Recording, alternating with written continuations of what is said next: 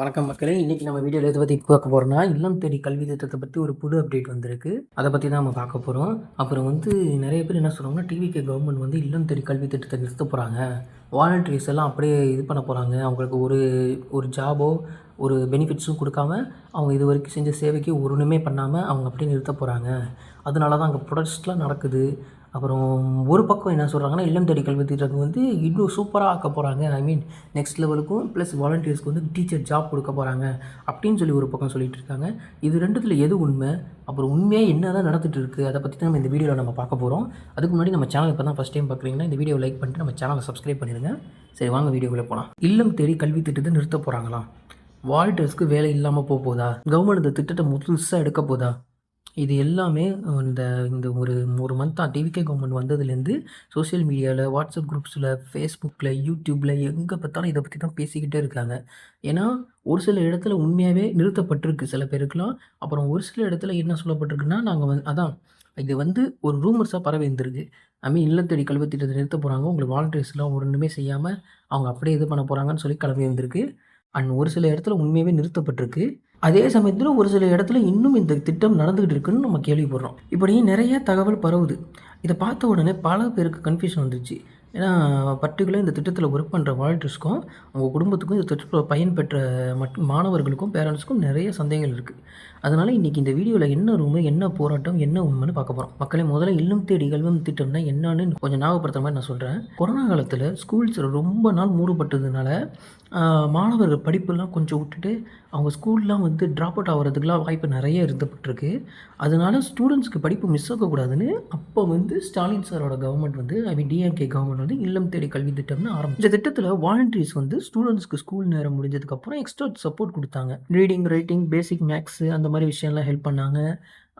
இதில் on surface. அதுக்கப்புறமும் ஒரு சில டீச்சர்ஸ்லாம் என்ன செஞ்சாங்கன்னா, ஸ்கூல் ட்ராப் அவுட் ஆன ஸ்டூடெண்ட்ஸ் கிட்ட போய் எதனால ட்ராப் அவுட் ஆனாங்க, எதனால என்ன பிரச்சனை அப்படின்னு சொல்லி பேசி பல ஸ்டூடெண்ட்ஸை திருப்பி ஸ்கூலுக்கு அனுப்புகிற அளவுக்குலாம் செஞ்சுருக்காங்க ஒரு சில பேர்லாம். Plus most of the volunteers எல்லாம் படித்தவங்க டிஇடி எக்ஸாம் இந்த மாதிரி எழுதி அவங்களோட ஃப்ரீ டைமில் இது ஒரு ட்ரைனிங் மாதிரி ஒரு சேவையாக செஞ்சுருக்காங்க.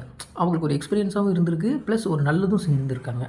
ஸோ அதனால தான் அவங்க ரொம்ப போராட்டம் பண்ணுறாங்க. நானும் நிறையா கமெண்ட்ஸ் படித்தேன், இதெல்லாம் கேள்விப்பட்டேன். இந்த மாதிரி நாங்கள் போட்ட பழைய வீடியோவில் நாங்களாம் இத்தனை வருஷம் ட்ரை பண்ணிகிட்ருக்கோம். டெட் எக்ஸாம் எழுதியிருக்கேன், இந்த ட்ரைனிங் டீச்சர் பண்ணியிருக்கேன், அப்புறம் இன்னொரு எக்ஸாம் எழுதியிருக்கேன். இதெல்லாம் பண்ணி எனக்கு வேலை கிடைக்கல. இவங்க ஹாயாக இந்த சும்மா இந்த ஸ்டூடெண்ட்ஸுக்கு கொஞ்சம் நேரம் 1 மணி நேரம் 1/2 மணி நேரம் சொல்லிக் கொடுப்பாங்க.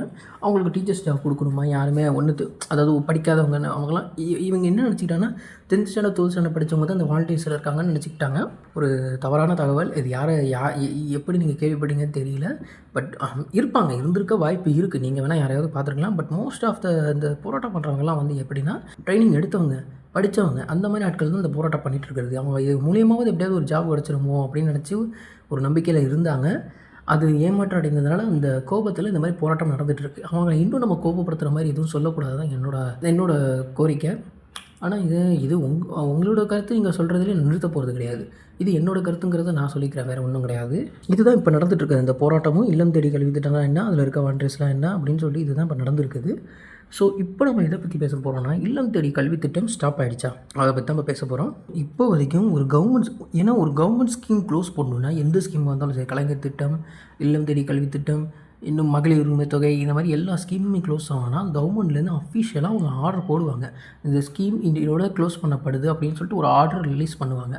அப்படிப்பட்ட ஒரு ஆர்டர் டிவிகே கவர்மெண்ட் சைட்லேருந்தோ இல்லை போன ஸ்டாலின் சார் கவர்மெண்ட் சைட்லேருந்தும் எதுவுமே ரிலீஸ் பண்ணப்படலை. அதனால் இது மோஸ்ட்லி ஃபேக் நியூஸ் தான். இன்னும் எல்லா இடத்துலையும் நடந்துகிட்ருக்கு. இவங்க கவர்மெண்ட் மாறினதுனால பதட்டத்தில் வேறு ஏதோ ஒரு பிரச்சனைனால இந்த ரூமர்ஸ் கிளம்பி இருந்திருக்கு. அவங்க இதுக்கப்புறம் நம்ம இதில் மானிட்டரி பண்ணியிருந்தால் ஒன்றும் கிடைக்க போகிறது இல்லைங்கிறதுனாலையா இல்லை எதுனாலும் தெரியல கரெக்டாக. பட் இது ஒரு ரூமர் தான். இன்னும் கவர்மெண்ட் சைட்லேருந்து எந்த கிளாரிஃபிகேஷனும் வரலை. ஸோ வராத வரைக்கும் இது நடக்குது தான் நம்ம நம்ப முடியும். அவங்க ஒருவேளை உண்மையாகவே அவங்க இல்லை நாங்கள் இந்த ஸ்கீமை க்ளோஸ் பண்ண போகிறோம் சொன்னாங்கன்னா அவ்வளோதான், இந்த ஸ்கீம் கண்டிப்பாக க்ளோஸு. டீச்சர்ஸ், வாலண்டியர்ஸ் யாருக்கும் எதுவும் கிடைக்க போகிறது கிடையாது. அதுதான் முற்றிலும் உண்மை. அதில் எந்த மாற்றமே இருக்காது. இது உண்மையாக அவங்க அஃபிஷியலாக சொல்லியிருந்தாங்கன்னா. அஃபிஷியலாக அவங்க சொல்லாத வரைக்கும் இந்த ஸ்கீம் இப்படி தான் நடந்துகிட்ருக்கும். ஆனால் டீச்சர்ஸ்க்கும் வாலண்டியர்ஸ்க்கும் எதுவும் கிடைக்கிறதுக்கு வாய்ப்பு இப்போதைக்கும் கிடையாது. ஸோ இப்போ உண்மையான ரூமர்ஸ் என்னென்னா, இல்லம் தேடி கல்வி திட்டம் எல்லா இடத்துலையும் நடந்துகிட்டு தான் இருக்குங்கிறது தான் உண்மையான ரூமர். மீதி எல்லாமே ஃபேக். இதுவும் ரூமர்னு சொல்ல முடியாது. உண்மையா நடந்துட்டு இருக்கிறது அது ரூமர்ஸ்ன்னு சொல்லப்படுது. ஆனால் இதுதான் உண்மையா நடந்துட்டுருக்கு. ஸோ அதனால் ஒரு ஆடியோ கிளிப்பு இந்த வாட்ஸ்அப் குரூப்பில் இருந்துட்டு சும்மா யாராவது போடுற மெசேஜும் ஆடியோவும் அதை நம்பி நீங்கள் வந்து யாருமே இது பண்ணாதீங்க. நியூஸ் சேனல் பாருங்கள். நியூஸ் சேனலில் ஃபேக் நியூஸ் இருந்தாலும் அட்லீஸ்ட் அவங்க வந்து கொஞ்சமாவது ஏதாவது ஒரு உண்மை உள்ள நியூஸ் போடுவாங்க. அதில் இதை பற்றி எதுவுமே அந்த மாதிரி சொல்லப்படலைன்னா நீங்கள் அப்போயாவது யோசிச்சு பாருங்கள். அப்படி இல்லைன்னா சிஎம் சார் விஜய் சாரோட அஃபிஷியல் இதில் பாருங்கள். டிவிகே மினிஸ்டர்ஸோட அஃபிஷியல் பேஜ் பாருங்கள்.